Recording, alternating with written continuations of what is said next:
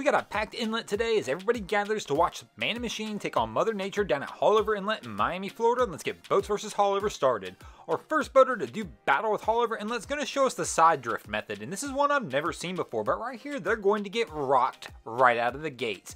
They are taking an absolute pounding coming through Haulover, and here's where we're going to see them engage the side drift method. Right here they've gotten the boat sideways and the current's pulling them out as they're trying to get out of the current in the inlet. This is a strange method. I'm going to go ahead and give this round to Haulover though due to the early beating they took. Our second boater is going to show us what it's like when you come running through Haulover Inlet, kind of like this Ocean Runner is doing right here. My man has the throttles down on these Mercury 200s. Him and his dog are out there just having a good time with Haulover. Once again, he's got this boat up on plane, letting the boat and the motors do the work, which really helps push through this, even in rough conditions like this. Once again, once you've got a little bit of power behind you and a decent sized boat, you can kind of run pretty good through here, and this one will definitely go to the boats. Our next boater is going to show us what it's like when Haulover smacks you in the face.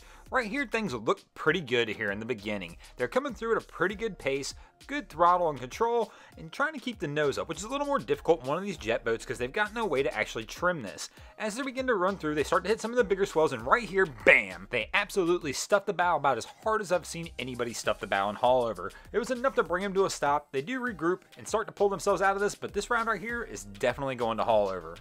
Our next boater is going to show us what it's like when you come running through Haulover flexing on the inlet. That's right, they're even going to look at Haulover, basically say, do you even lift, as they come hauling tail through the inlet. These gentlemen have pretty much found the sweet spot with their boat. They've got the right throttle, the right pace for the conditions that they're in, and this round right here is easily going to the boats. And that's going to take us into our fifth and final round, tied at 2 apiece, and can the boats send it here at the end to take the win from Haulover Inlet? And here we go. Let's see if this little single engine Tahoe can navigate their way through Haulover Inlet and take this round home for the boats this week.